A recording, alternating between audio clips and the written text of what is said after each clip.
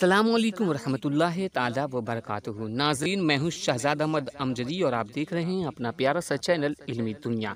Urdu TET अभ्यर्थियों की नौकरी के साथ रिश्ते की आस भी टूट रही है। जी हाँ दोस्तों, ये बड़ी खबर निकल के आ रही है उर्दू बंगला टीईटी 2013 ग्रेस पास अभ्यर्थियों की तरफ से कि उर्दू टीईटी अभ्यर्थियों की नौकरी के साथ रिश्ते की आस भी टूट रही है, क्योंकि 6 साल से लगातार वो हकीकी लड़ाई लड़ रहे हैं और नौकरी नहीं मिली। इसकी वजह से बहुत सारे ऐसे अभ्यर्थी हैं जिनके रिश्ते नहीं आ रहे हैं और रिश्ते टूट रहे हैं। तो क्या है पूरा मामला, हम आपको इस वीडियो में बतलाने जा रहे हैं, तो वीडियो को अंत तक ज़रूर देख लीजिएगा।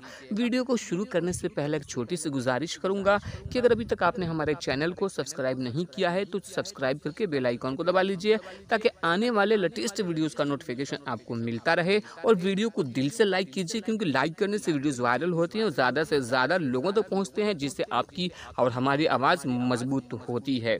तो चलिए देखते हैं कि खबर क्या है। उर्दू टीईटी अभ्यर्थी शबाना को जब रिजल्ट मिला तो उसकी शादी तय हो चुकी थी, लेकिन नियोजन से पहले उनके रिजल्ट को बिहार बोर्ड ने रद्द कर दिया। इसके बाद रिजल्ट दोबारा मिलने की आस रही।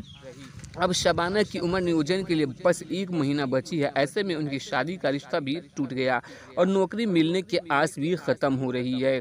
यह स्थिति कोई एक उर्दू टीईटी महिला अभ्यर्थी और पुरुष अभ्यर्थी की नहीं है, बल्कि सैकड़ों महिला और पुरुष अभ्यर्थियों की है, जो 1 महीने और 2 महीने में उनकी उम्र सीमा खत्म हो रही है।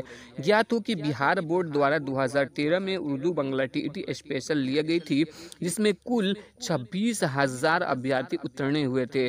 उत्तीर्ण होने के बाद नियोजन के लिए आवेदन करवाया गया। मेरिट लिस्ट में नाम जारी हुआ और नाम आया, लेकिन नियोजन से 20 दिन पहले बिहार बोर्ड ने 12,000 अभ्यर्थियों को रिजल्ट रद्द कर दिया।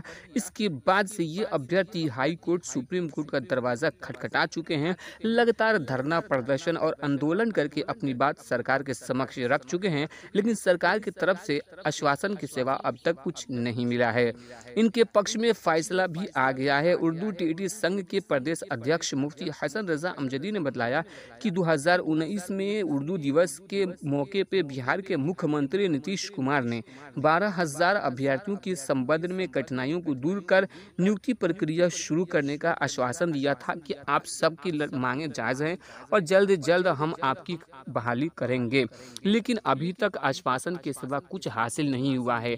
तो दोस्तों, अगर उर्दू बंगला टीईटी स्पेशल अभ्यर्थियों की बहाली नहीं होती है, उनका रिजल्ट जारी नहीं किया जाता है, तो ऐसे में आने वाले चुनाव में नीतीश सरकार को बहुत ज़्यादा नुकसान उठाना पड़ सकता है, क्योंकि एक तरफ बीएड धारी, डीएलएड धारी और समान काम समान वेतन के लेकर शिक्षक लगातार धरना प्रदर्शन कर रहे हैं और सरकार से नाराज चल रहे हैं। वहीं पे दारोगा अभ्यर्थी हो, यानी जितने भी बिहार के युवा हैं जो नौकरी की चाह में दर दर के ठोकरे खा रहे हैं, जिनकी चप्पलें घिस चुकी हैं, वो लगातार बिहार के नीतीश कुमार से नाराज चल रहे हैं, क्योंकि उन्हें नौकरी और रोजगार नहीं मिल रहा है। कोई ऐसी वैकेंसी नहीं है 2011 से जो पूरा बहाली की गई हो, जिसमें केस मुकदमा नहीं हुआ, जिसमें प्रश्न गलत नहीं हुए हों।